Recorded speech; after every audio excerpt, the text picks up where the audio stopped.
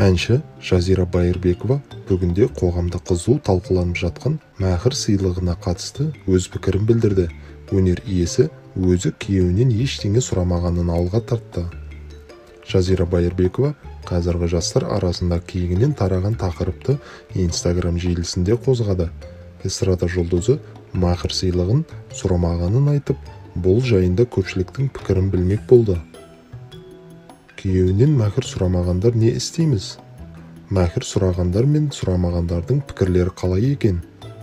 Өзім жоқшылықта да, баршылықта да бір нәрсе әпер деп сұрамаппын. Осы үшін үйленбей, осы үшін ренжісіп қалмай ма екен жастар? Әлде ер азаматтың еңбектенуіне, ізденуіне түрткі бола ма? Деп жазды әртіс. Желі қолданушылары мәһір сұрау мәселесін қызу талқылап, өз пікірлерін бөлісті. Бірі оның еш қажеті жоқ десе, енді бірі керісінше оны талап ететіндерін айтты.